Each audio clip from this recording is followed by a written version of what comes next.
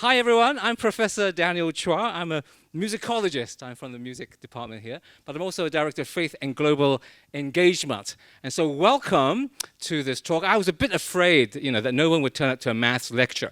So I'm really happy that you're here. Thank you so much for being here. I know there are a lot of mathematicians here. How many of you are mathematicians? Can you put your hand?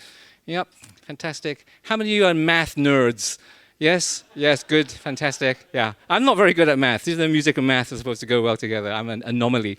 But anyway, this is our third, I think, McDonald Distinguished Lecture.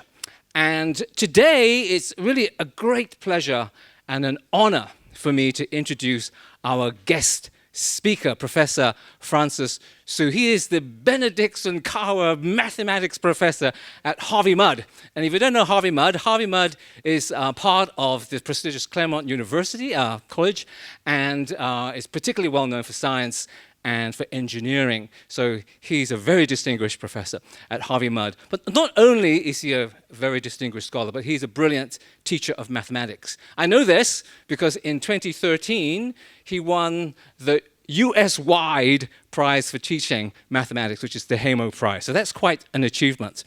And then he also was the president of the American Mathematical Association, which is also about teaching math, I think. Is that right? Yes. And then he also wrote a very important book called Mathematics for Human Flourishing. And this book has been translated into 7 languages, including into traditional and simplified Chinese, all right? So that's quite an amazing thing too. And in 2020, the book won the Euler Prize. So that's quite an achievement. So this guy is really, really cool. But that's not the reason, not the only reason why it's a pleasure and an honor for me to introduce Francis. Because I have known Francis for over 30 years. Now, I have to confess, for about 28 of those years, I had completely forgotten him. I'm sure that forgetfulness was mutual. But what happened was, about 5 years ago, someone randomly said, you should really invite Francis to speak at Faith and Global Engagement because he's just written this amazing book on mathematics for human flourishing. I said, yeah, Francis. Yeah, that name, Francis, it rings a bell. Oh my goodness, yeah, I haven't seen him for 25 years. We were at Harvard together. I wonder what's happened to him. Now, the reason why I remember Francis so well is because of his answering machine that he had during that time at Harvard. Now, I don't know, in those days, there was no such thing as, mobile phones. They had these sort of phones that you had to, those things that you had to dial and press buttons. And then you had these clunky answering machines that you would stick next to your phone, right? So he hit one of those, and you just leave a normal message like, hi, this is Francis Su, please leave a message, right? Now, this was the 1990s. So the biggest thing in the 1990s was Michael Jackson, right? It was Thriller. Do you remember Thriller? Do you remember that? Yes, it dates everyone. Yeah, so it was, the Thriller was the thing, and I don't know whether you heard it just now, but we were playing Beat It. Do you know the song Beat It? Beat It, yeah, Beat It. We were playing Beat It just now. And that was the song on Francis's answering machine. But it wasn't Michael Jackson singing. It was Francis singing. It was Francis singing, and he had changed the words. Not just, leave your message. It was, leave it, leave it, leave it, leave it, leave your message, and I'll receive it. Something like, I think you sing it better. Do you? You do? You do? I think he'll give it a pass. Yeah, he's moved on. He's gone on to greater things. So that's why and how can you forget Francis Su after that, right? So he's an extraordinary person. But let me go back to the story. So about 5 years ago, they said, you should invite Francis. So I said, yeah, let me reconnect with him. So I happened to be going to Pasadena to talk at a music festival. And so, and Francis lives in Pasadena. So we reconnected, and he told me all about his book. And the book really comes out of a farewell speech he gave as the president of the American Mathematical Association.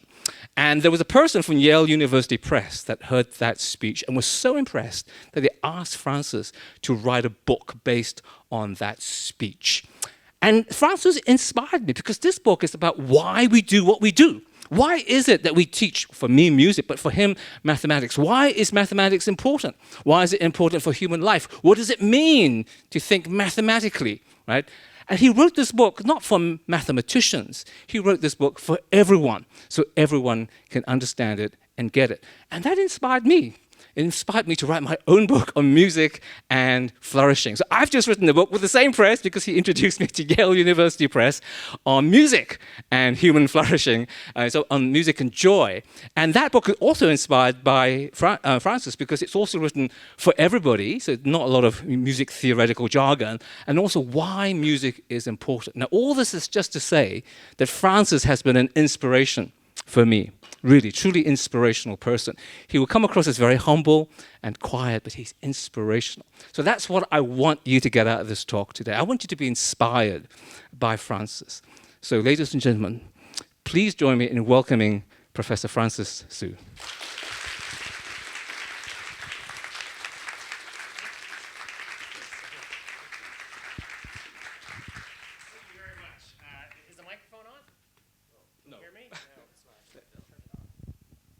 Okay, great. Hello, how's it going? Thank you very much. That was such a kind and generous introduction, Daniel. I am very pleased to be here, and I wasn't actually going to do this until the Q&A, but I think I will start with a card trick. And it's actually a really nice card trick. It's one that doesn't really... Well, it's a nice card trick. So I'll show you a card trick, and then I will invite you to think a little bit about it. So if you get bored during the talk, you can think about the card trick.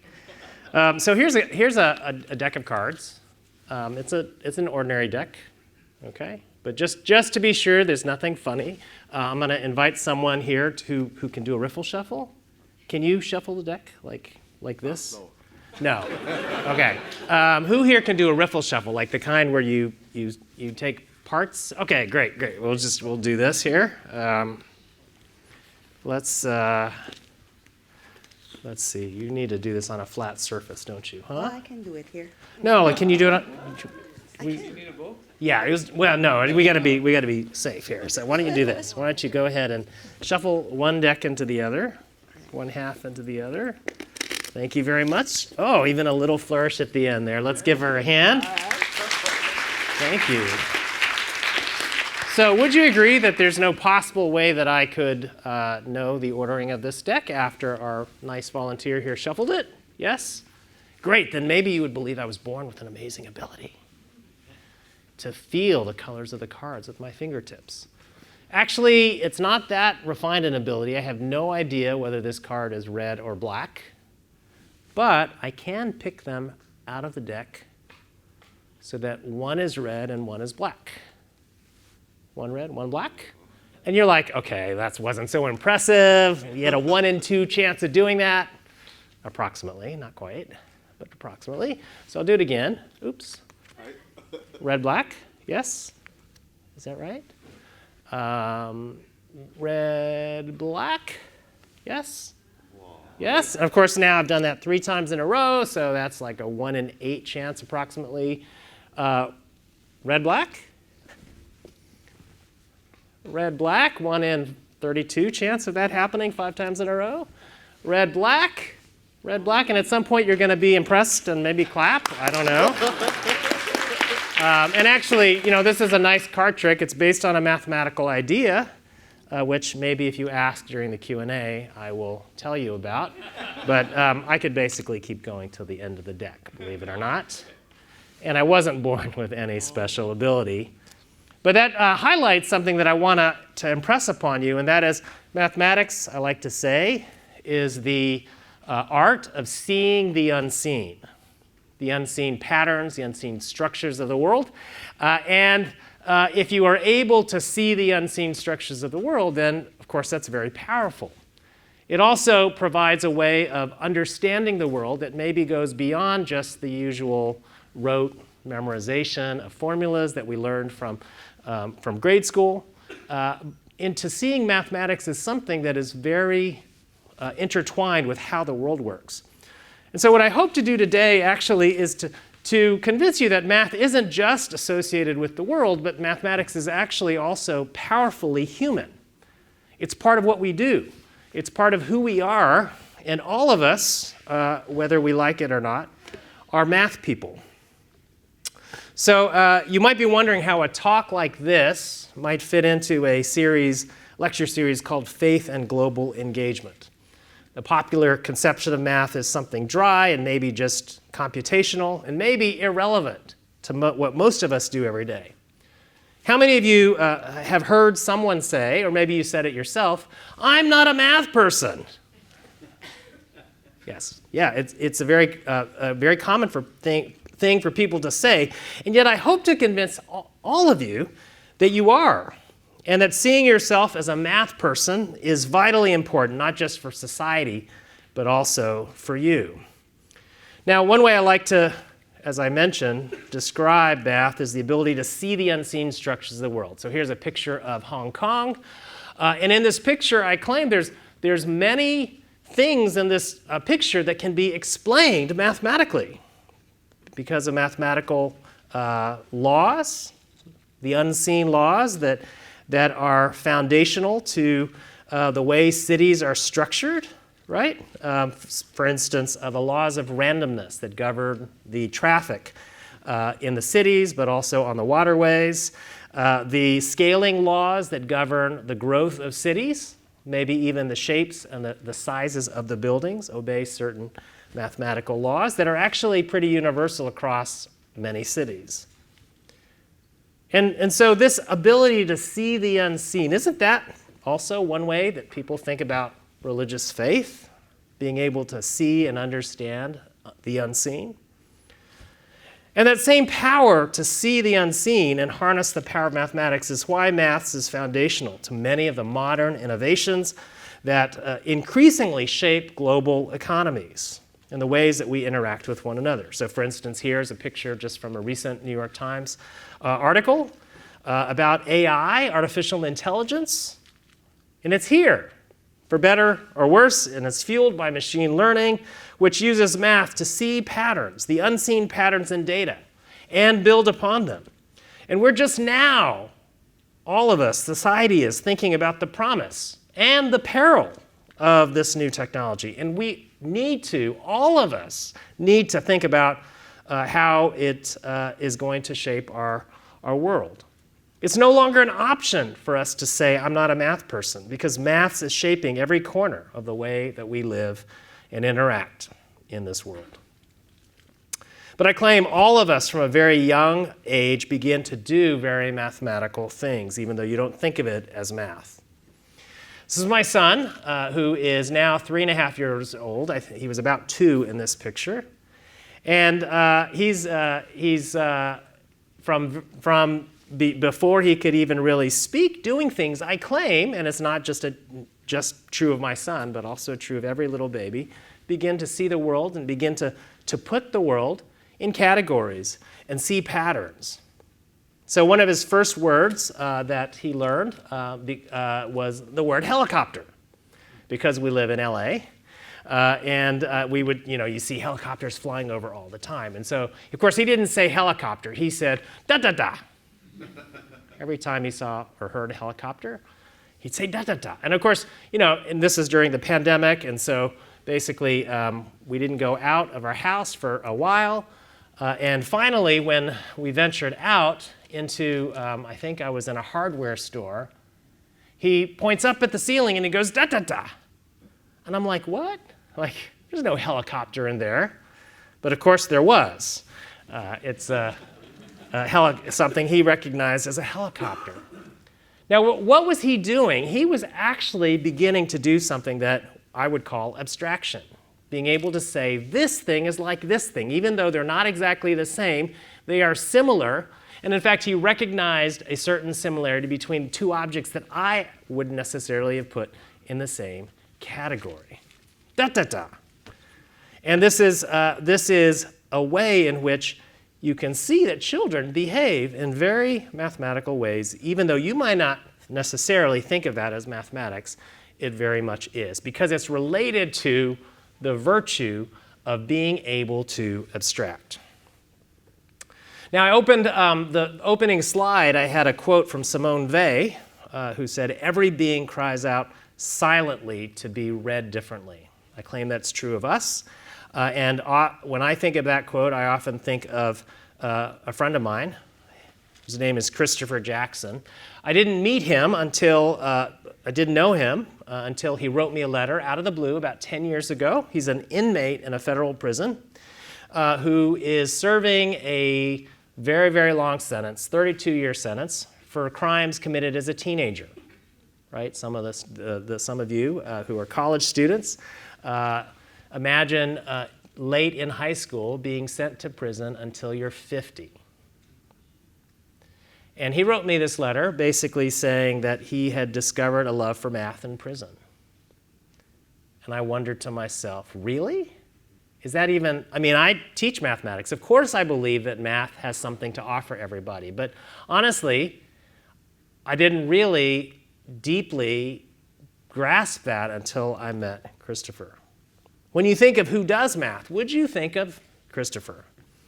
And yet he wrote me this letter. He said this, I've always had a proclivity for mathematics, but being in a very early stage of youth and also living in some adverse circumstances, I never came to understand the true meaning and benefit of pursuing an education.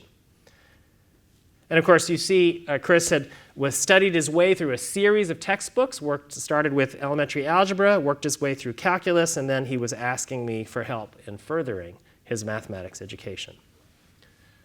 So when you think of who does mathematics, would you think of Christopher? And yet his insights have inspired me, a professional mathematician, to believe even more fully now that math has something to offer everybody. Because math is deeply, inherently a part of every human being. Every being cries out silently to be read differently. This is Simone Weil. Simone Weil is a well-known religious mystic, French, from France.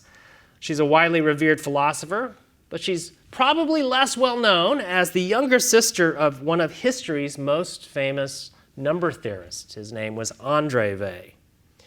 And for Simone, to read someone means to interpret or to make a judgment about them. She's saying every being cries out silently to be judged differently. And I sometimes wonder if Simone were crying out about herself because she too loved and participated in mathematics, but she was always comparing herself to her older brother. And so she writes this, quote, "At 14, I fell into one of those fits of bottomless despair that come with adolescence. And I seriously thought of dying because of the mediocrity of my natural faculties. The exceptional gifts of my brother, who had a childhood and youth comparable to those of Pascal, brought my own inferiority home to me. I didn't mind having no visible successes, but what did grieve me was the idea of being excluded from that transcendent kingdom to which only the truly great have access and wherein truth abides. And I preferred to die rather than to live without that truth," end quote. So you hear in her this yearning. She loved mathematics, of course. We know this because you'll find mathematical examples throughout her philosophical writing. And you'll find her in photos like this of Bourbaki, a group of French mathematicians that included her brother. Her brother André is the one there on the left waving the bell. And Simone here is sitting. It looks like she's poring over some notes. And it's hard not to look at this picture and wonder, what was it like to be Simone? Right? The lone woman among a bunch of men. Women didn't have much opportunity to study mathematics, and at that time, what was it like to be her? I wonder what her relationship would have been like if she wasn't always comparing herself to her older brother. Every being cries out silently to be read differently. Now, you might look at me and you think, gosh, he's a math professor. Maybe you think my relationship to math has always been solid. Maybe you think I've never struggled in math. But I grew up in a small rural town in Texas, in the southern part of the United States. Yes, that's me, but with hair. Back when I went to, I grew up in a town with very limited opportunities. Most of my high school peers didn't go to college. It was that kind of town. I had supportive teachers that encouraged me, and in high school, and then again at university, so I was very lucky. and I managed to get admitted to Harvard for my PhD. And that's a picture from Harvard, right around the time that I knew Daniel. Yeah, it's right around that time, actually. I think it probably dates around that time. But when I got there, I felt out of place because unlike most of my peers, I didn't go to an Ivy League college for my undergraduate degree. And I felt like Simone Weil standing next to future Andres, thinking I would never be able to make it as a mathematician if I were not like them.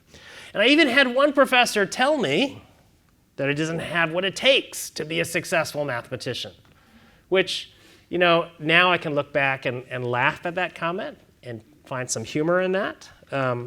But at that time, it was a very unkind remark, and it forced me to ask, among other things, why should I do mathematics, right? I was having this crisis. Around the time I met Daniel, I had this crisis, which was basically, maybe I should leave Harvard. Why am I doing this? Why am I torturing myself to try to get this PhD as if it were going to give me some form of dignity, right?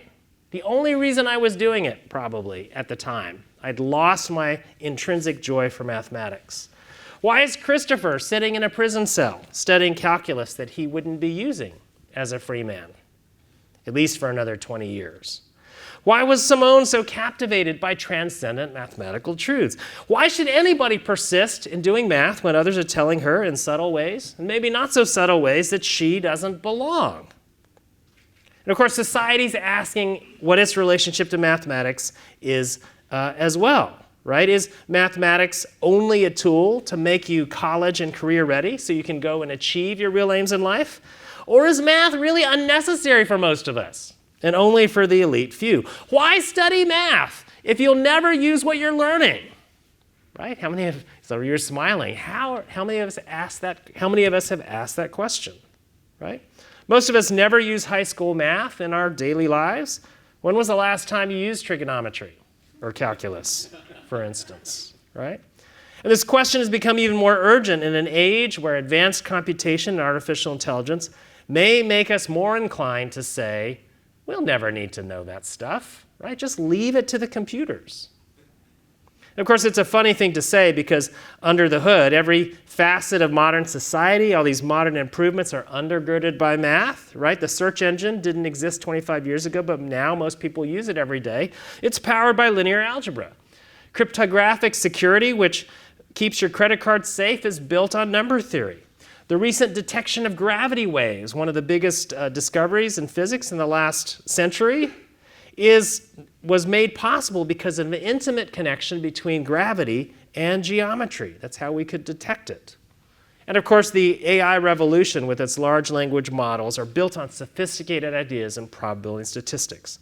And yet, if we only think of the technological impact of mathematics, if we only think of the applications without considering the human side of math, we will, at our peril, neglect to use these new capabilities with wisdom.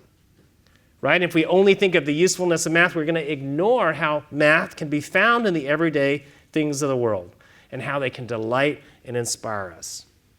And so when people say this, they ask this question, when will I ever use this? It's often because we just see math as a means to an end, as something you're going to use later rather than something that'll serve you well right now. And yet, in a Florida prison, Christopher has never asked this question. When will I ever use this? Right? He's poring over textbooks, learning math in hopeful anticipation of its own intrinsic rewards. So if you asked me, why do mathematics? I would say this, it's because mathematics helps people flourish. Right? Mathematics is for human flourishing. When I say human flourishing, I'm referring to a certain wholeness of both being and doing, of realizing one's potential and helping others to do the same, of acting with honor and treating others with dignity, and of living with integrity even in challenging circumstances. So human flourishing is not just a state of happiness. It's not just a state of mind. The ancient Greeks had a word for human flourishing, eudaimonia, which they viewed as the overarching good in life. And there's a similar word in Hebrew, shalom, which is often used as a greeting. It's often translated peace. But the word has a far richer context, right? To say shalom to someone is to wish that they would flourish and to live well. In Arabic has a related word, salam, which is used in a very similar way. And a basic question taken up by philosophers throughout the ages is, how do you achieve human flourishing, right? What is the well-lived life?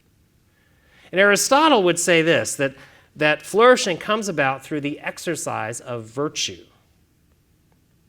When I think about virtue, of course, you normally think of virtue as moral virtue, right? Being good, being honest, being truthful. But I want to enlarge your conception of virtue to be certain excellences of character that lead to excellent conduct. So it includes more than just moral virtue, right? For instance, courage, wisdom, persistence in problem solving, right? These are also virtues.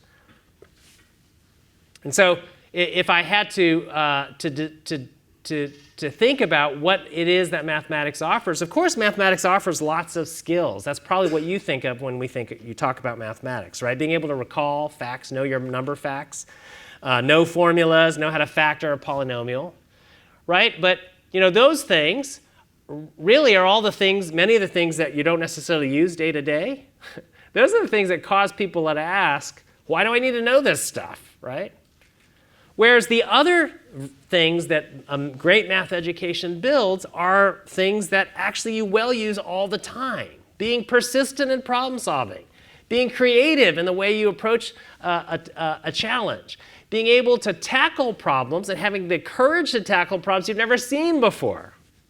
That's used all the time, every day, for the rest of your life, no matter what you go off and study.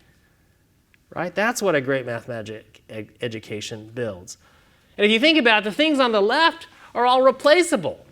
In the age of computation and AI, if your job depends on the things on the left, guess what? Your job is probably in jeopardy, right?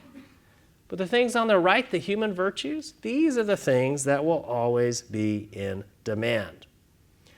And so beyond that, beyond the practical, I want to also convince you that these are the things that make your life richer, that make your life worth living and experiencing more of what life has to offer, right? They offer you wonder, delight, and joy. And so what I hope to convince you of here tonight is that mathematics helps people flourish.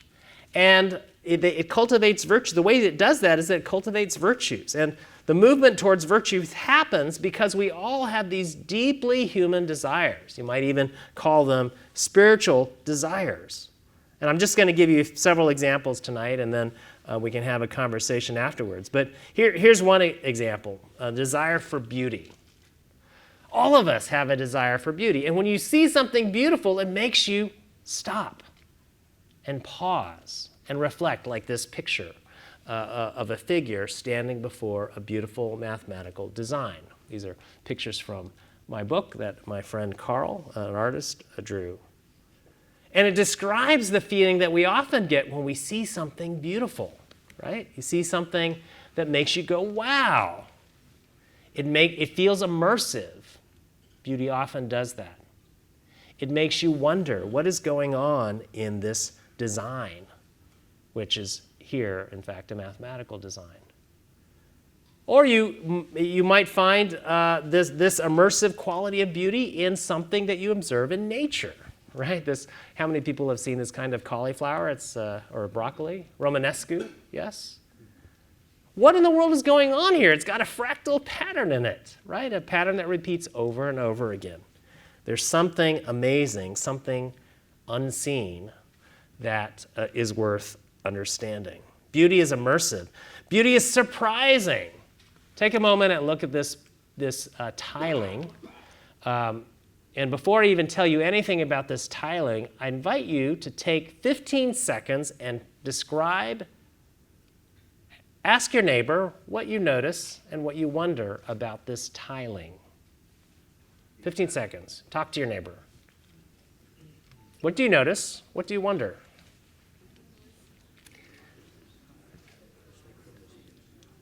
What do you notice? What do you wonder? Those are some great questions if you're thinking about anything, but even in something that's mathematical pattern. What do you notice? What do you wonder? Okay, there's lots of things you could look at in this and notice. For instance, you might be wondering what in the world is going on with these colors, and of course the tiles that are arranged in certain ways are colored the same. You might be thinking, wait a minute, this design is a little funny because it looks kind of regular, but there's something irregular about it, isn't there? Yes? And that's, of course, the key to why this is actually one of the most interesting and surprising results of the last year in the math world. It's called an aperiodic tiling by what's called a monotile, okay? And so if you just think about the tiling in your bathroom, which is usually like a grid, yes? That tiling is periodic. And what that means is if I take the tiling and I pick it up and I move it over and I place it down, it's going to look the same, yes? This tiling is not periodic because there is no translation that will actually, where you could pick it up and move it over, even if you move it up like this and over. There's no translation that's going to make it actually set right back down on itself and look the same, okay? And we call a tiling aperiodic if, so for instance, you can have a tiling of squares that's not periodic if you just arrange the columns in some funny ways. But we call a tiling aperiodic if no matter how you use these tiles, you cannot get it, and if you get it to tile the whole plane, it will not be periodic. Okay, that's what it means to be aperiodic. There's no way to arrange the tiles to make it actually do a periodic pattern, and yet it still tiles the plane, which is kind of surprising, yes?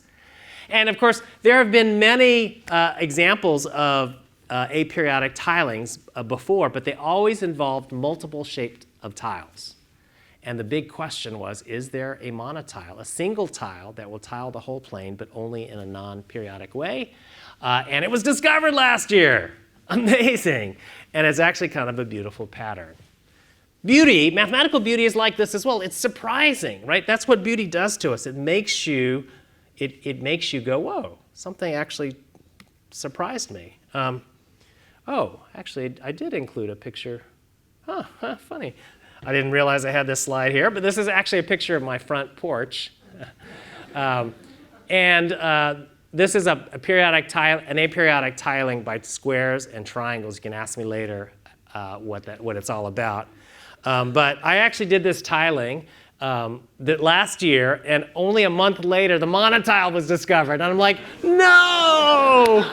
No, I just tiled this thing.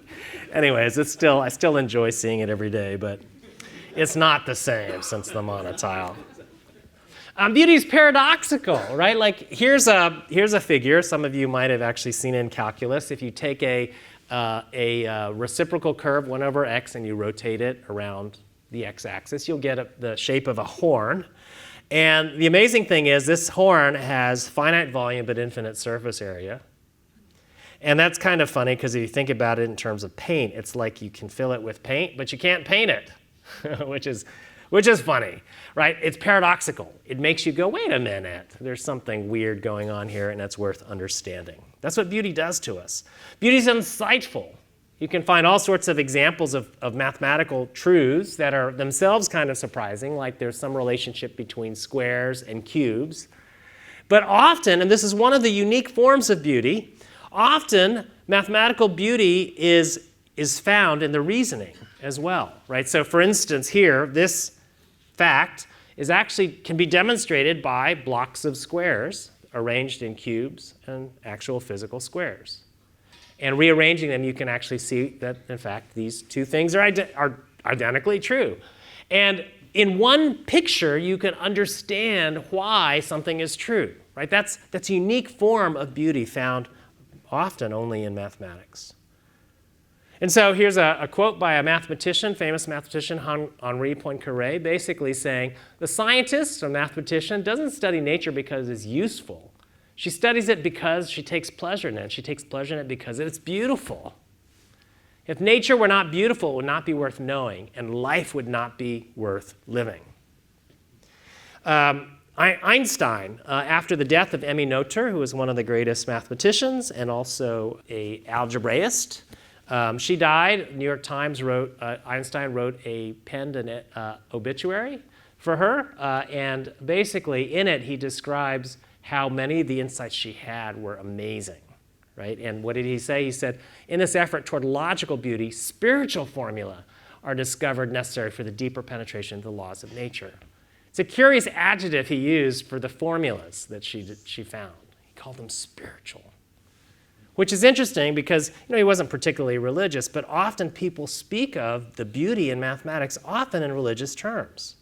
Hindu mathematician Ramanujan, who was featured in this film that some of you may have seen, said an equation for me has no meaning unless it expresses a thought of God. Interesting. And Paul Erdős, one of the most prolific mathematicians, a number theorist, one of the most, meaning he's written like thousands of papers, that kind of prolific, often joked about a book that God keeps, in which all the most beautiful proofs are recorded. And that led these mathematicians many years later to actually write a book called Proofs from the Book. But he actually famously was not at all religious. In fact, he liked to call God the supreme fascist. But he did say this. He did say, you don't have to believe in God, but you should believe in the book. Which shows you that mathematics often evokes the wonder and the beauty that people see in it. Often hits people deeply, spiritually. Right? C.S. Lewis often talked of beauty in the way. I think he said something like this: that beauty, experience of beauty, is often like the echo of a tune we have not heard. Right? Music from a country we've never visited. And in the same way, mathematics itself can feel divine. Wigner talked about this. The miracle of the appropriateness of the language of mathematics, the formulation of laws of physics, is a wonderful gift which we neither understand nor deserve. So he's expressing a certain sense of transcendence, the transcendent beauty that's found in mathematics. Now, why do I talk about this? Well, once you experience that human desire and you see how it's met in mathematics, I claim that it builds virtues in you, right? The virtue of reflection, joyful gratitude, being transcendent, experiencing transcendent awe. Habits of generalization, like my little kid who's looking at two things and saying they're the same thing. Right? When I cook a stir fry, after years of trying to follow recipe books, and who actually likes reading a recipe book, right? I mean, we do this in math as well. You teach kids recipes for doing things, but nobody likes doing those things, right? You'd rather understand things. After years of doing this, I cook a stir fry now, and I realize every stir fry starts with heating up the oil and putting in the garlic and chopped onions first, right? Yes, habits of generalization. When I see and experience beauty, it builds in me the idea that I should look for beauty elsewhere, look for patterns elsewhere that serves me well. Here's another basic human desire for exploration. Right? Exploration's a deeply spiritual desire in some sense. All of us are born as explorers. We want to explore strange new worlds. When I was a kid in South Texas, I loved looking at the stars, for instance. I begged my parents for a telescope, but we didn't have the money. So I just dreamed about space. And I remember pictures like these. I grew up in the 70s, were being put in the newspapers for the first time because we were sending probes to the rings of Saturn, which are like rocks orbiting the planet. And I was fascinated by pictures like these because it was amazing to me that you could actually explore something that was 900 million miles away. You didn't have to be physically there. And through pictures and reasoning, you inferred what was going on. And I claim mathematical exploration is all very similar to this. It's like space exploration. You don't know what you'll find when you start. You're captivated by mystery. You're motivated by questions. You're not fazed when you hit a setback. You just keep pushing to discover more, right? And exploration's at the heart of what it means to do math, right? You don't need a lot of resources except your mind to be an explorer. And so you can embark on an adventure from anywhere, a prison, a small rural town, or a far-flung corner of the earth. And it builds in us virtues, like the virtue of imagination, when you have to dream up new ways of solving a particular problem. You have to be creative. And here's one of the biggest virtues, I think, of mathematics is the expectation of enchantment. That's what exploration does to us, right? Explorers are excited by the thrills of finding something weird and wonderful. Like in the rings of Saturn. This was in the papers as well. I remember this. They discovered a pair of moons that orbit the planet that every once in a while switch orbits. And you're like, what? Do the laws of physics actually allow that? Or deep sea ocean explorers go to the bottom of the ocean and they find these strange fish with lights at the end of their noses. What? What? Strange. Same thing often happens in mathematics. This is one of the motivations for people who end up studying math often is because they're enchanted. One of my colleagues actually, we were in the halls, he was getting into 3D printing and he said, hey Francis, guess what happens when you take a Menger sponge and you slice it diagonally? Okay, and of course, what's a Menger sponge? I didn't know this, but until he explained it, it's basically a cube with a bunch of cubes cut out of it in a fractal pattern, okay? And I was only half listening, and he said, guess what happens when you slice it diagonally? I was like, oh, what? And he said, look. I was like, what? Whoa, what? Where did those six-sided stars come from? Right? That's the experience you often have in mathematics when you have an expectation of enchantment. This is what explorers are excited by, the thrill of finding the unexpected. This is what keeps people coming back for more, right? It's not, doing 20 more exercises of, how to integrate this particular formula or this particular set of problems, right? It is finding things weird and wonderful. And so for some of you who are going to be teachers, is one way, something you have to think about, a little bit about, is how do we help people see the enchanting side of mathematics? And of course, during the pandemic, the sale of puzzles went through the roof. Why? Because mathematical thinking in the form of puzzles is a form of enchantment. And when people are in deep distress, they seek diversion, which mathematics can provide. Here's another basic desire for truth. This is, of course,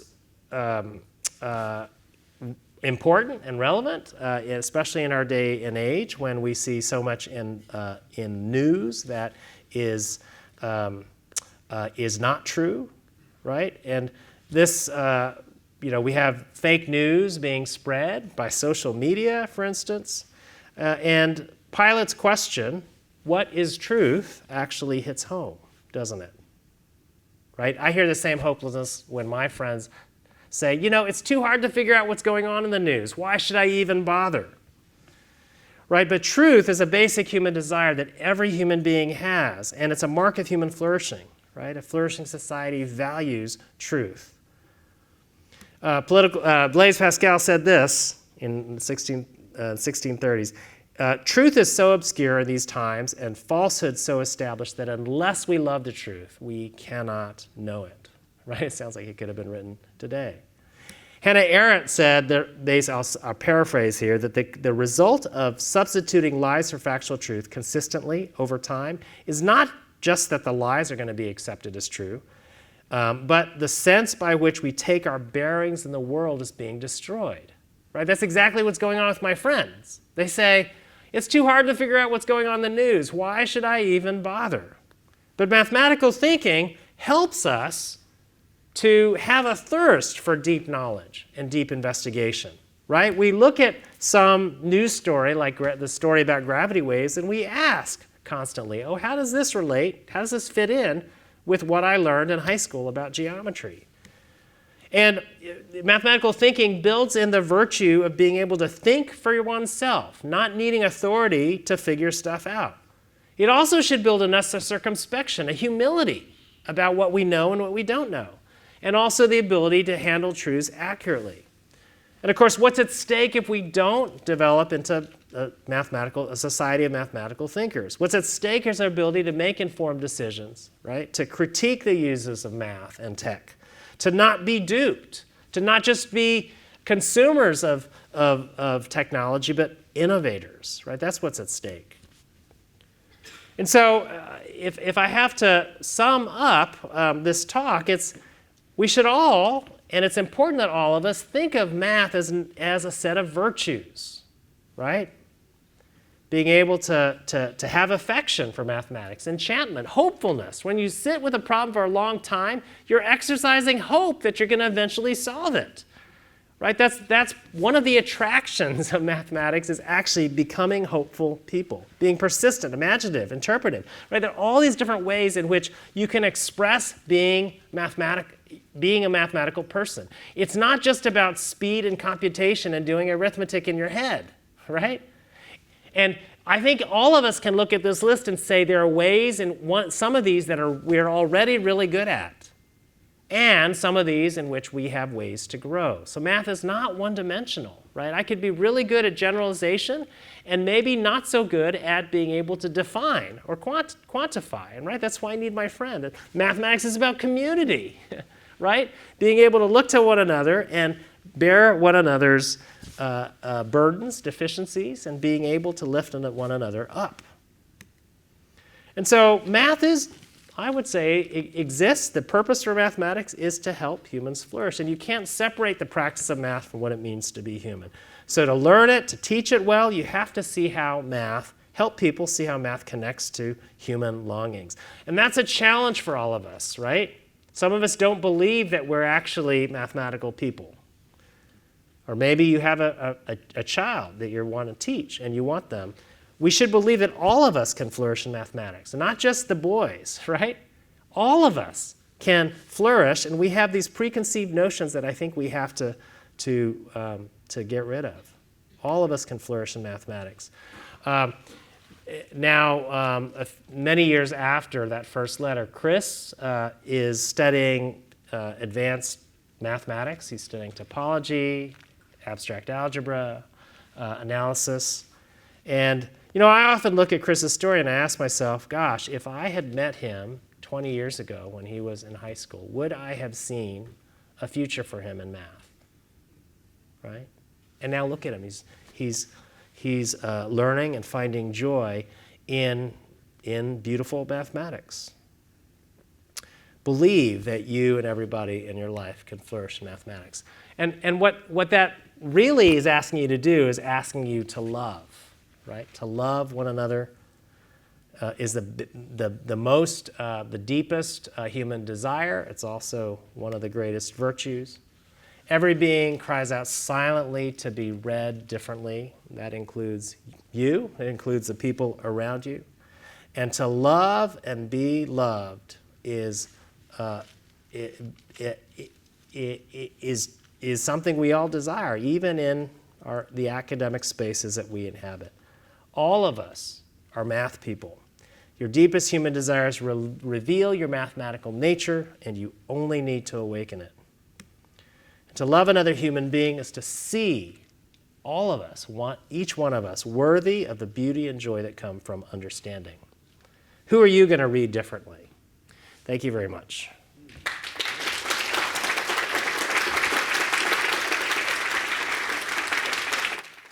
All right. Well, thank you. That was inspiring. I thought it would be inspiring. It's amazing. So we have some time for questions. I hope you have many questions. I always give 3 basic rules, A, B, and C. So please keep these rules. They're not mathematical rules, but they're important rules. A is please be articulate. Please formulate your question clearly before you ask it, and wait for a microphone before you speak. All right? So be articulate. B, please be brief. This is not your chance to share your latest mathematical formula, okay? Just be brief. Right? Be to the point. Make your question short and sweet. It's not about you. It's about Francis answering the question. And finally, C, be centered. Please focus on what we talked about today in this talk. I'm sure there are many other questions you might want to ask Francis, but please focus on the theme of today's talk. So those like are the that. 3 things. Be articulate, be brief, and be centered. ABC. A, B, and C is That's cool, great. right? Yeah, that's a pattern. You've got a pattern. Yeah. Da, da, da. Okay. I noticed it. You can note good at generalization. All right, cool. So questions, please. Well, these are maths people. They have to take a long time to think about things. Man. Oh, there's a question there. Yes. Can you raise your hand up high? So yeah, okay, there you go. I'm not sure if it's related. Oh, well, never mind. Let's try. But yeah, so I know you, Francis, Sue Professor. I remember there's a kind of a book that MAA publishes. It's called Living Proof. Oh, yeah. And Living Proof. Yeah, Living Proof. In there where mathematicians shares their experiences when they encounter hardships to encourage, other math majors to go forward. I remember your story about your hardship in Harvard, 2 mean professors, right? And your risers, and I remember something happening to your mom, and your hardship, and that story really touches me. So when I was actually joining, I think the Professor Truss Common Call, and some of the TA told me there's this kind of talk. So I searched and I check out the name Francis Su, and it's kind of familiar, and it turns out to be you. So yeah, it's really, yeah. So I'm also a math major, and I'm already in the PhD application process. But the kind of biggest problem I met right now is so everybody kind of at some point, if you choose to major in mathematics, you enjoy math, right? But then when you grow older and older, and you will meet problems that's kind of completely out of your comfort zone, and out of your sometimes your advisor will give you some problems that are completely out of your ability. So you need to kind of build up one by one, and also your peers will also be kind of assigned to these kind of questions, and sometimes their progress is definitely faster than you and better than you. Yes. And this is when you no longer feel that happiness and kind of nourished or flourish in maths. And this is the time where things get really, really, really hard, because if it's other objects, like it's arts, it's some other things, and if you kind of screw it up, you'll say maybe it's like this professor's fault, this grader's fault, it's not my fault. But then in math, it's very, very objective. You know that there's something that kind of hinders your understanding. Right. It's like, and there's a big mental block, which is really, I think for me, topology is easy. But then I went to differentiable manifolds, and I went into all that, I think, like some cohomology. That's where I hit my wall and feel very, very hard. Yes. So my question is, when you face such situations, how would you regain the happiness, the basic happiness? When I went back to high school problems or simple calculus, I can still have fun. Simple algebras, I still have fun. Group theory, things like that. But then when I go back to a problem I should be doing, there's no fun at all. Yes. That's a really good question. That's a really good question. Yes. So how do you keep joy? And I mean, especially within a university setting. Yeah, no, I agree. First of all, I think it's really hard, and I think it's true because of the way we often think of math. We think of math as one-dimensional, right? We think math is all about just getting right answers. And of course, there's a lot it's true that it's important to get right answers, so don't get me wrong, right? Every problem you try to solve in math often, well, I'm going to argue against myself in a minute, but if you're given a simple math problem to solve, it has an answer, right? And you want to get that. Sure, that's a goal. And the problem though with focusing on that is that if you're faster or slower, right, then all of a sudden it becomes a measure, speed becomes a measure of mathematical ability. And the thing is that at the very low level grades, often kids are shamed when they can't answer questions quickly, right? And I think that builds a lot of trauma in kids. It makes kids feel like they're not math people. It makes kids feel like math is only about speed. But when you become a professional mathematician, actually speed isn't important, right? Like how quickly you publish a paper, whether it's 3 years or 4 years, whatever, it doesn't matter as much. What's important is building insight, right? What's important is being able to see the big picture. What's important to be able to explain your ideas to other people. Like math is really multidimensional in ways that people don't see.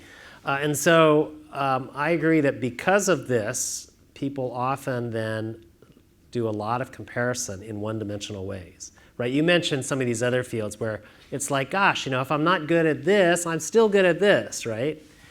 So I would love for us to get away from even thinking about math, trying to measure our ability in math, and just focus on how math shapes us and how we can gain from it. And unfortunately, I didn't learn that lesson until I was actually up against a wall, right? Like I loved math when I was a kid, and that's why I started studying it. But once I got to college, it became all about, am I better than the next person, right? And I was one of the top students at University of Texas, and that's how I got into Harvard, right? But then I get to Harvard, and I'm like suddenly comparing myself to everybody, and they all seem like, whoa, they've taken way more classes than me, right? That's one thing, right? And of course, the other thing that happened my first year is that my mother died of Lou Gehrig's disease. My dad was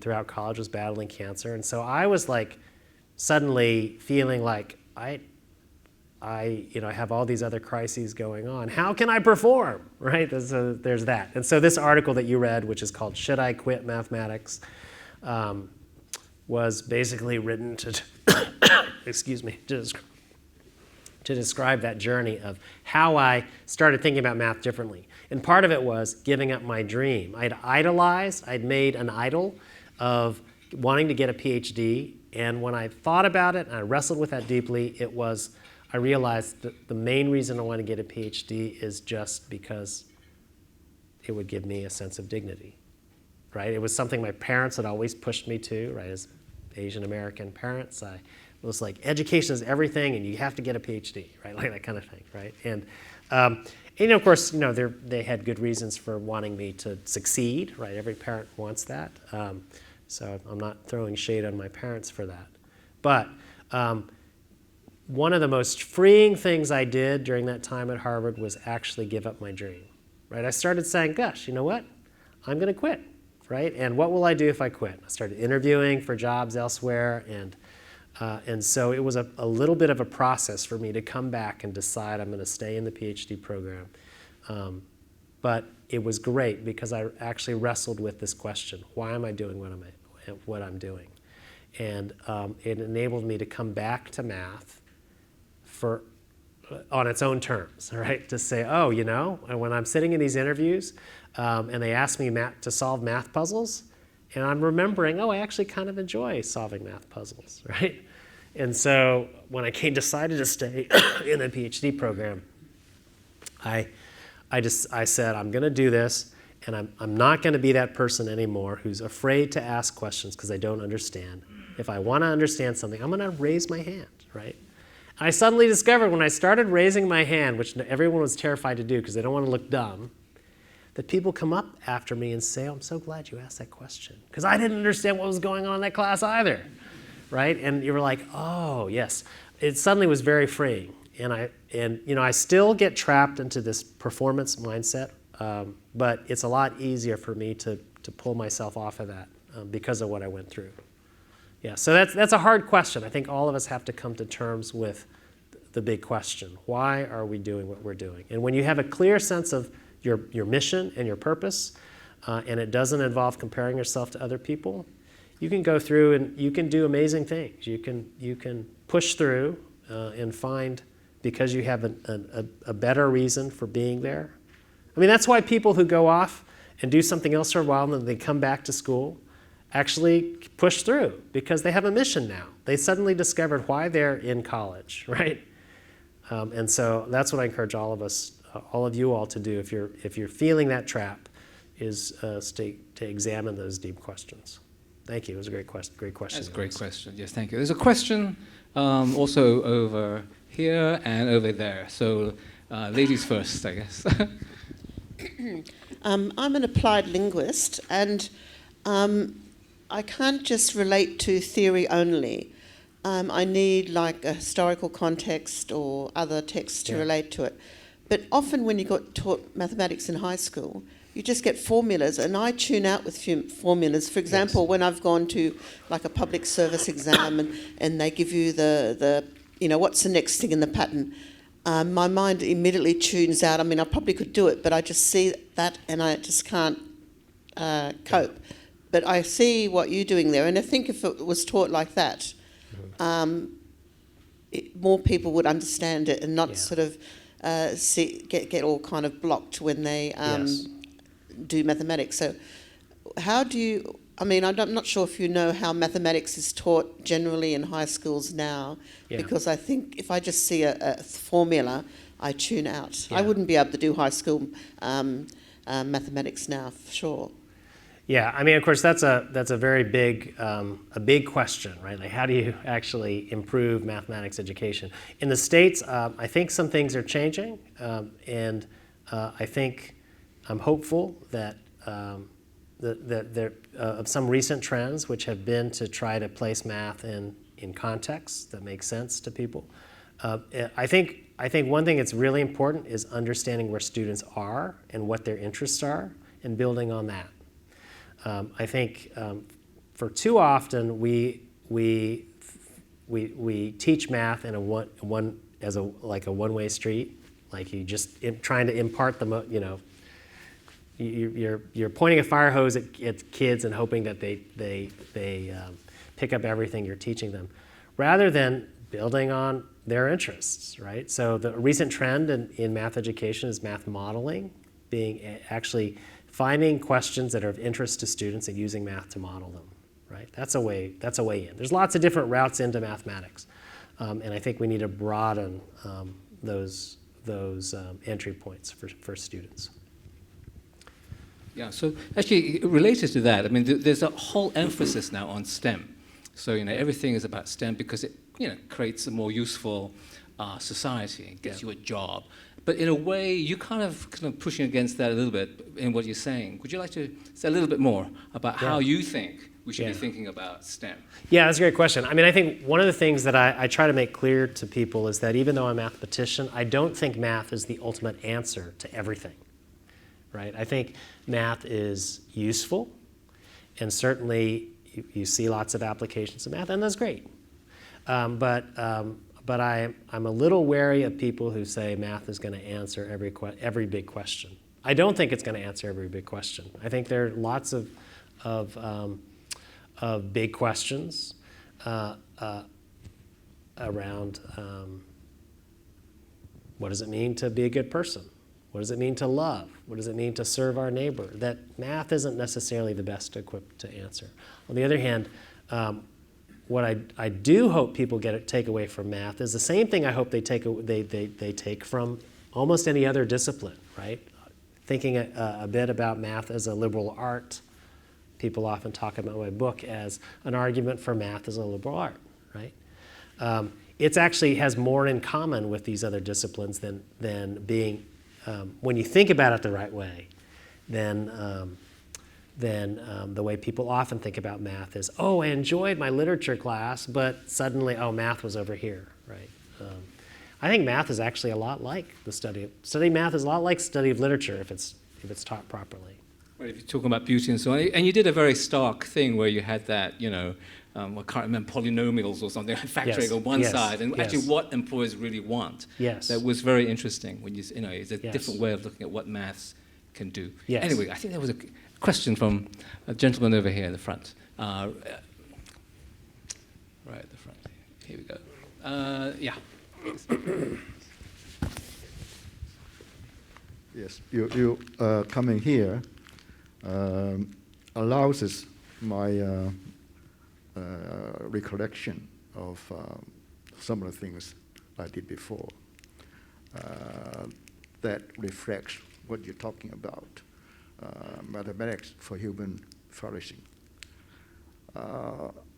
Years ago, back in the 1960s, I all of a sudden got a job of computing a structural engineering program for the Sydney Opera House. And if you're aware of that building, you see the roof. It's like a ceiling, right? They're very heavy bits of concrete. So it's very difficult to put them together. Could you put your close? Yeah. Yeah. Okay. Can you hear me now? Yes. That's better, Yes. Yeah. So I got this job to write a computer program for it, and talking to the structural engineers and so on and so forth.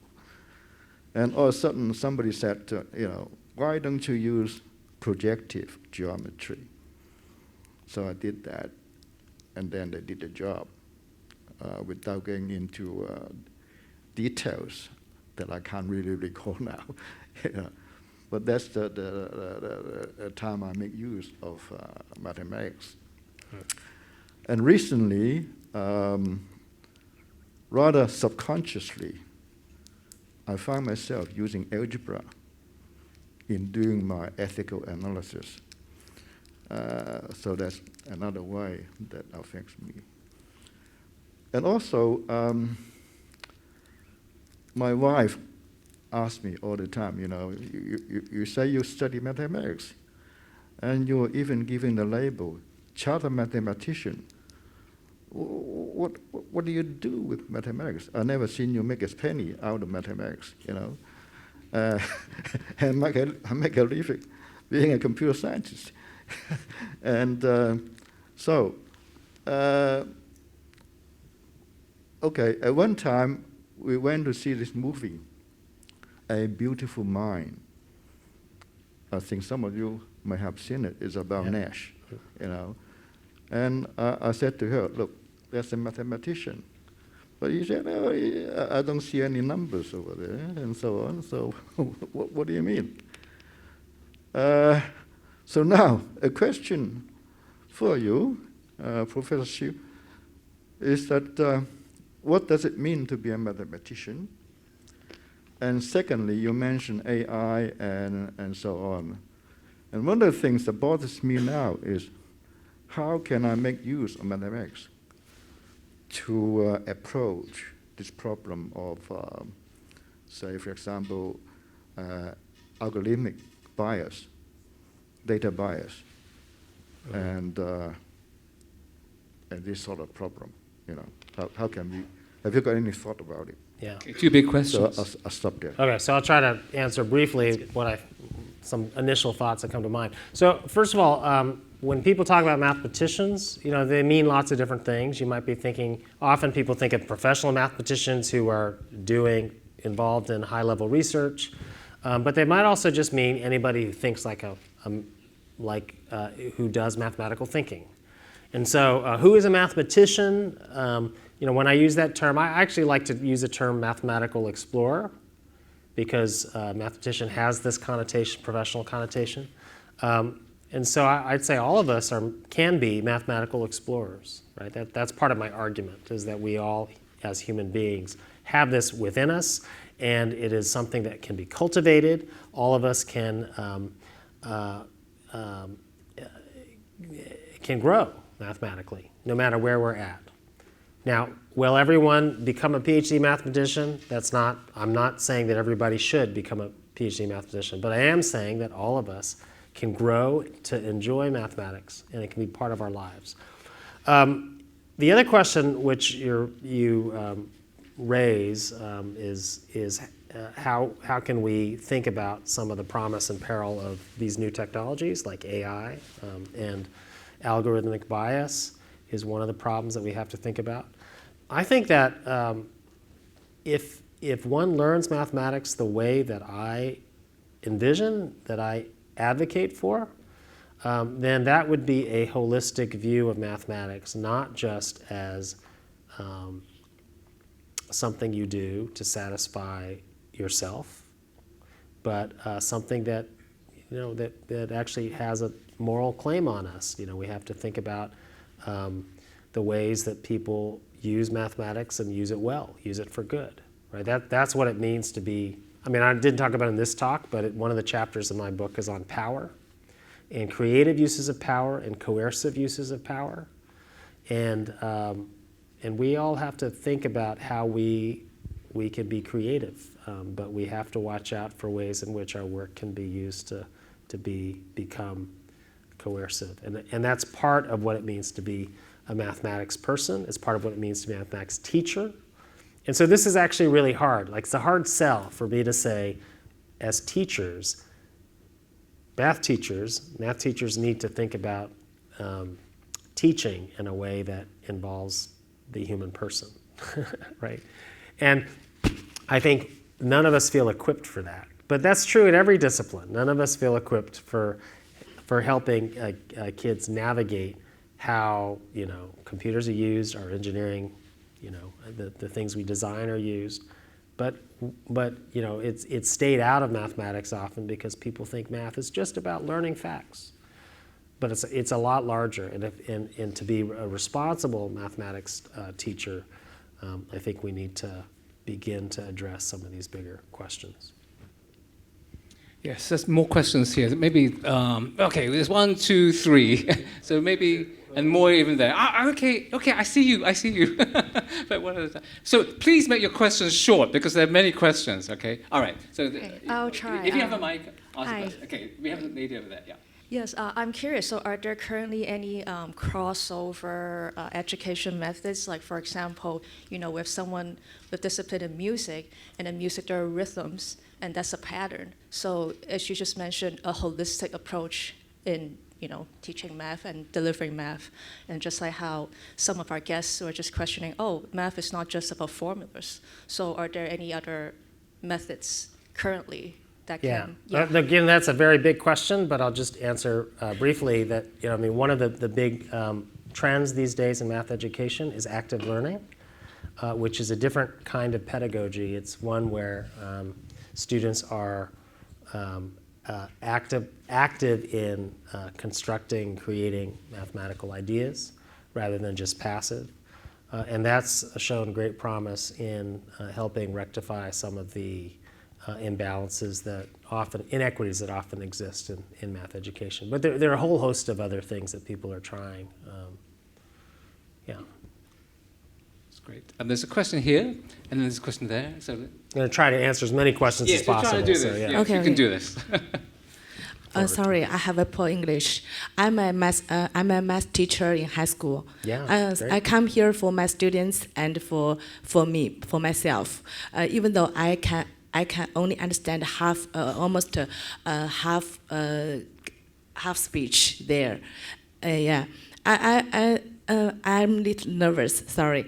I want to ask you a very important question for my students.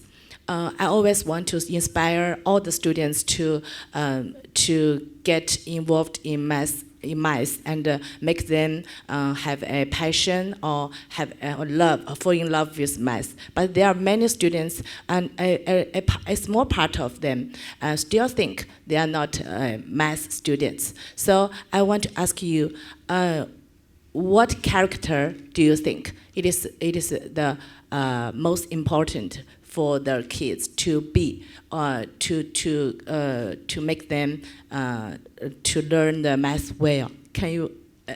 Am I clear? Yeah. And should they be really super smart or just other characters? Yeah, that's a good question. I think it's really important. First of all, kids come in to your high school class sometimes with a lot of trauma. Right? And so sometimes what's hard, there's not a general answer to this question. I think everybody has a capacity to grow in mathematics. They're going to do it at different rates, and there's no shame in that. But it's hard when you have an educational system that's designed to push people through at the same speed, right? The same rate, and so that's maybe not so ideal. I think changing people's attitudes means often reframing what they think of math is, And that's part of what I try to do in this talk.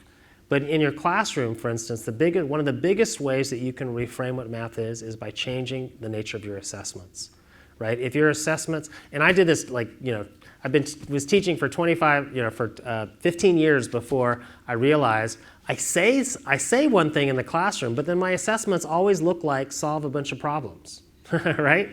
And so that sends a certain message to students that math is just about solving problems, getting right answers. And so now, for instance, in my math courses, my students are not surprised by this because I reinforce this in my classes. I assign essay questions. I have them reflect on mathematical beauty and tell me what they think about some of the ideas that they've learned in the class. I have them talk about a time when they persisted, and I asked them to describe, for instance, here's an example. I asked them to describe give an example of a time in this class when you wrestled with a problem and you didn't solve it, and explain to me how the struggle itself was valuable. Those kinds of questions actually communicate to my students I value a lot more than just solving a bunch of problems. And it'll humanize your class in a way that I think might open students up to some of the things we hope they'll get out of it, right? The affective nature of mathematics, examining the relationship to mathematics. That's just one start. That's great. There's a question over there. Yeah. Who else is asking questions? Can you put your hand up? There. Okay. Thank you for the wonderful talk. I was wondering if you would share something of how you think this reframing of mathematics could or would change how research in mathematics is done, or the research mathematics community. I mean, I'm a mathematician, so I'm interested in that point of view. Yeah, that's a good question. I don't know that I've thought deeply about that, but in thinking about, for instance, writing this book, one of the things that I did was I just asked the question, why do mathematicians study mathematics, right? And of course, the number one reason, if you ask mathematicians, it's beauty, right? And so math is already meeting certain needs, human needs, and but those desires don't show up in the classroom, right? Here's another one. I enjoy working with other people. I enjoy sitting around, batting ideas with others and trying to solve a problem. There's a communal aspect to mathematics. But how come my math experience in grade school and middle school was all about solving problems individually, right? And so some of these things, of course, are now changing in the way we teach mathematics, right? I think we should teach mathematics more communally, right? Where you have a group and people actually need the contributions from everyone to solve a problem.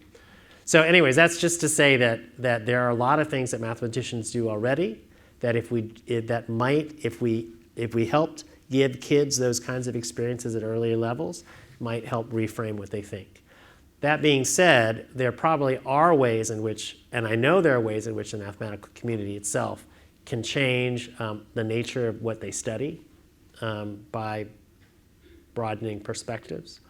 But that I don't necessarily see ways in which that's happened. And I don't necessarily know I have the imagination, because that involves all the people in the room who have not been invited to mathematics to become PhD mathematicians.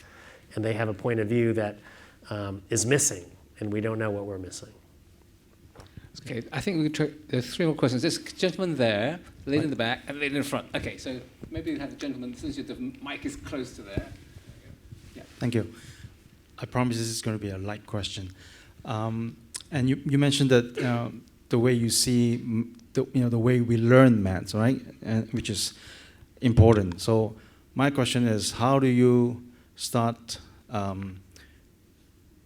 encouraging your son, who is 3.5 or 4 years old? I have 4-year-old sons. That's why I'm asking this question. Yeah. To learn, right? To start learning mathematics. Parents in China, and I think increasingly in Hong Kong as well, are putting kids, 5, 6 years old, to those Sudoku classes, right? We all know that. They as Asian parents or Chinese especially, they put kids to, torment them, to those classes, right? Yes. Am I supposed to do the same to my kid? You know, and so I want to listen, you know, to hear your views about how you're going to do it. Okay, so I'm not an expert at being a parent, but I will say that because of my experience in thinking about some of these issues, I am thinking deeply about this. So, for instance, I'll give you an example. So my kid is now 3.5. He's saying lots of words and speaking lots now. And he's actually pretty good he's picked up language actually pretty quickly for a boy, especially. And you know, when I think about the way he picked up language, it's very different than the way that I know that sometimes math classes operate, right? Like math classes, it's like, you know, you have to solve a bunch of problems and it's right and wrong, and you get shamed if you don't answer questions correctly. But you know, the way my kid picked up language, it was a very kind of like playful process. He'll sometimes use words in ways that are inappropriate, but I don't say that's wrong, you know. I just provide a gentle nudge, and I try to use, you know, words in the way that they should be used, and then he picks it up, and I'm like amazed. And so I started thinking about, okay, well, how am I going to do this with math, right? Number facts. And so, okay, so this is getting at the sort of mechanical side of mathematics. Like, we all need to be fluent in number facts, but I don't want him to think that's what math is. That's computation. Yes, he needs to know it to get anywhere in math, but that's not really what the heart of math is. Okay, so anyways, I didn't tell my son that, but I started thinking, okay, well, at a very young age, okay, this is very nerdy, okay, but like, you know, as I'm changing his diaper, I would say, what's 1 + 1? And, you know, he'll say, you know, 3, right? And I'll be like, no, it's 2, you know, and smile, right? So he doesn't feel shame about that, right? And of course, this is just like memory now. It's just like he knows 1 + 1 is 2 from memory. But just recently, now he's 3.5, right? Just recently, I started saying, hey, what's 1 + 1? And showing him my fingers and putting them together, right? And, you know, he would say 1 + 1 is 2 kind of by rote. But then just like, I'd swear this only like 3 weeks ago, for the very first time, I said, you know, what's 1 + 1? And I put my 2 fingers up. And for the very first time, he didn't answer immediately. I saw the gears turning in his head, and he said, 2. And I was like, whoa, did he just actually understand what's going on? So I said, what's 1 + 2? And the gears turned, and he said 3. I was like, whoa, he's actually understanding what he's doing, right? And of course, you know, the thing that was amazing for me about that was, I mean, the lesson I took away was positive reinforcement, but no negative reinforcement. Like, I never shamed him in the past for not getting it. The other thing is that, like, actually to do math well often involves being slow, not fast. Right? Like, I appreciated the fact that he thought about it. And that was a lesson for me as well. That's great. There's a question at the back there, and then the question at the front here. Hello. Thank you, Professor Su. Apologies for being the lawyer in the room. I was attracted by the human flourishing part of the talk. And we know that history repeats itself, and if math reveals the truth and calculates for probabilities and caters for risks, what's your view on how do we apply mathematics to better decision making? For example, wisdom, life decisions, and to consciously make good judgment. Thank you very much. Yeah, that's a good question. There's a whole area of mathematics that actually deals with decision making, and it's called game theory. And economists often employ a lot of game theory in studying economic problems. And so there's a whole area, and I teach a game theory course. I actually do research in game theory. I don't think game theory is the answer to everything, but it does provide a useful framework often in helping decide what your objective is, what your objective function is, and what you want to maximize or minimize. But I don't want to say that is the answer to everything. I mean, I think it's certainly true that wisdom comes in many places. I think math can offer some of it, But I think sometimes you're going to actually have to step out of math in order to make good decisions. And that often happens because you're dealing with human beings, and you have to love people well. Thank you. So there's a question here. Right at the is that right? You had a question. And then I want to show people the card trick and how. Oh, you want to do how the do card it. trick Yes. as well? Yeah, I want to okay. explain it. All I right. want to Okay. So explain we it. have this one question here, and then we do the card trick. Explain the card trick. Okay. Yes. Explain the card trick. That's Okay. good. Okay. All right. Okay. I was also going to say, if, like our math teacher here, if there was a lot going on that you'd like to think about, which was for me as well, that we are recording this tonight. And so it will be available on our website probably in the week, and then you can go up and look at it and just kind of think a little bit more, because there's been a lot of thought-provoking thoughts that come all at once. But anyway, thanks. Yeah, actually, I had two questions, but one of them is the card trick, so you're going to answer. All right, the other question that I have is that how am I going to, like, as a college setting, everyone cares about grades, right? Like your students cares about grades, Yes. right? And then Yes. like the syllabus and things that you have to follow that your department asks you to. But you also want your student to not judge themselves by grades. Yes. So how am I going? And also, like as one of the attendants says, like, well, I'm comparing people, right? Compare myself with other people, and I feel like I'm a failure. And this is actually myself. I always feel like I'm a failure, but I'm trying to not do that. So how am I going to help my student as a mentor to like think about this is not failure. This is like a process of learning, but like how am I going to do that and it's like kind of express this message to other people? Yes, that's a great question. I often try to reinforce in my classes the fact that how they perform on a particular exam or assessment is not a measure of their dignity. I say that explicitly. It's not a measure of your self-worth. It's not a measure of your potential. It's a snapshot in time. It's not a trajectory, right? It's a function value. It's not a slope, right? And and that sometimes helps students. Other ways that I try to reinforce that message is by constantly hammering home in my classes the fact that that there are a lot of things that I want them to get out of this class beyond just how they perform, on assessments. Like I want them to grow as people. I want them to enjoy mathematics, right? And there's a lot of the affective virtues that I hope to build. And of course, I've changed my assessments in ways that are tangible and send a different message. I think those are three places to start. You have to constantly reinforce it. And you might even say, or here's a fourth one. The fourth one is I often lead with a story, right? Like, hey, I've had failures, and now that I'm in a position of authority, I can say that, hey, like these failures didn't define me. In fact, they helped me to grow.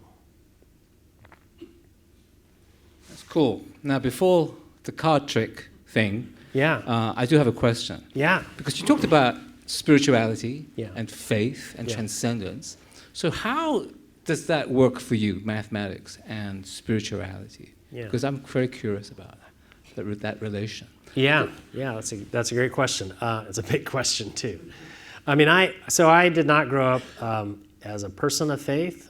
I didn't actually start becoming religious in any sense until college, until I started asking some of those big questions when my parents were both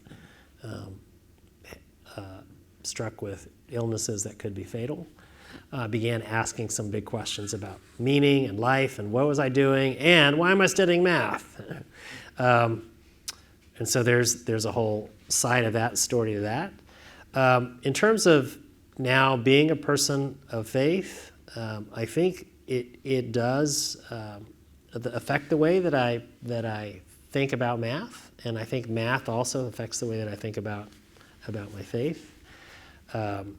So, for instance, being a person of faith, I also, I want to be doing research in mathematics that's actually has a chance of doing some good in the world. And I'm not saying that every person necessarily a person of faith needs to actually be doing applied work, but I came out of a very theoretical background.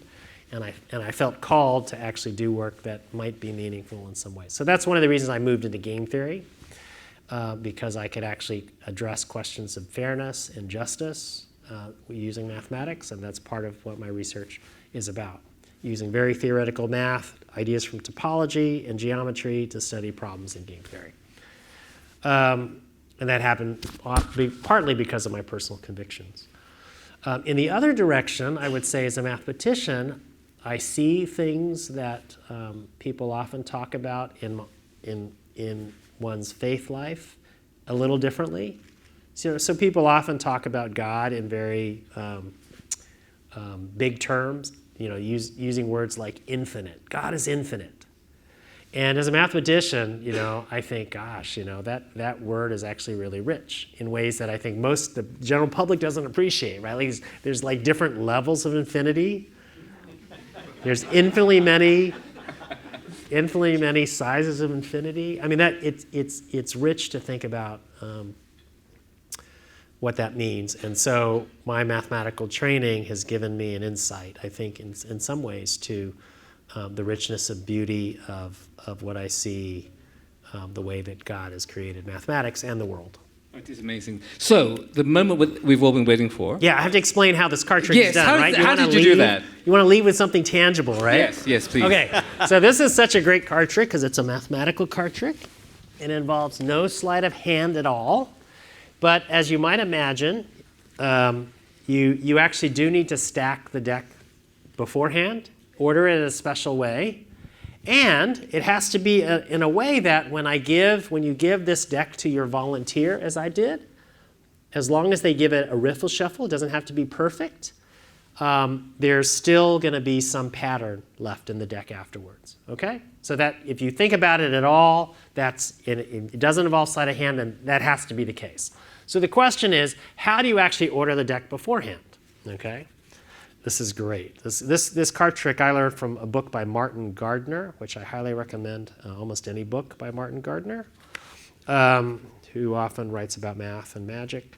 And so I don't know if he originated the trick, but the trick actually is based on a mathematical principle called the Gilbreth principle. And this is just a very simple version of it. So before the trick starts, let me just take a few cards as an example. You have to order the deck, and you basically order it perfectly alternating red, black, red, black, red, black. Okay? Everyone with me? So how am I ordering it, everyone? Yes, good. Just say alternating. Okay, good. Everybody said alternating? No, everybody really say it. Alternating. Alternating. Okay, good. Because you'll remember it, right? Active learning. Okay? All right. Great. So here we go. I've alternated red, black, red, black, red, black, red, black. Yes? Now, this is great. Now, of course, at the beginning of the trick, you're saying, hey, it looks like an ordinary deck, right? And when it's all clumped together, people are not going to notice that it's alternating, okay? But that's one of the reasons I show it beforehand, so that people don't, they don't think there's anything funny about it. But then I say, okay, I'm going to hand it to the volunteer. So here's the other part of the trick you have to remember, and if you forget it, it only works half the time. I won't go all the way back there. But basically, before I gave the deck to my volunteer, first of all, it has to be a riffle shuffle. So, I didn't do this beforehand because I wasn't really planning on doing the trick. But you have to find someone who can actually do a riffle shuffle and not some other form of shuffle, right? Another form of shuffle that's popular is this thing called overhand shuffling, which is not, you don't want to have. The trick's not going to work, okay? Okay, so when you hand the deck to your volunteer, the one thing you have to remember is that you have to cut the deck for them, okay? And so the way you do it is very easy. You just cut the deck. As you're talking with them, volunteer, can you do a riffle shuffle? And you basically are cutting it in half of the time. And you cut it so that the bottom halves are different colors, yes? Yes? Everybody say bottom halves are different colors. What? It can be cut and then, yeah. Yeah, I just cut the deck. It doesn't matter whether it's perfectly cut or anything. Are you with me? Okay. All right. So now they're going to shuffle the deck. Now, what happens when they shuffle the deck? Well, if they give it a riffle shuffle, it basically means they're dropping a card from either the left or the right. Yes? Okay. Now, they're going to drop from the left or right, but I can't control what they're doing. maybe it's going to drop from this side, yes? So let's just observe what happens when this side drops. What color is this card? Black. Now, when they drop the card, it's going to fall to the ground, yes? And now, the next card is going to come from either the left or right, yes? Which side is it going to fall from? Say, I don't know. I don't know. No, everybody say, I don't know. I don't know. Which side is it fall? I don't know. But no matter which side it falls from, what color is it going to be? Red. Oh, it's going to be red. Wait, what color was this? Black. Why is the next card going to be red? Say alternating. Alternating. Alternating, yes? Are you with me? So now watch. Even if it falls from the same side, even if they're a lousy shuffler, it's fallen off in a pair that's a red-black pair. Are you with me? Yes. Okay, so now what's going to happen next? Which side is it going to fall from, say? I don't know. I don't know. Maybe this time it's the red card that falls, yes? But when the red card drops, what's the next card have to be? Why? Alternating. Are you with me? And so notice that the next card is a black-red pair, a red-black pair, yes? Now, do you see that after you do this, just these 4 cards have dropped? It's no longer perfectly alternating, yes? But they are alternating in pairs. There's black-red and there's red-black. Are you with me? And so if you just drop, so this is my volunteer just dropping cards. She's really lousy and she just drops a clump on one side and on the other side it looks like this, who knows, whatever, blah, and then boom, there's the deck, yes? By the time she's done, that was all done in a fraction of a second. Do you see that the deck is now no longer perfectly alternating, but it's going to be in pairs, going to be red-black or black-red.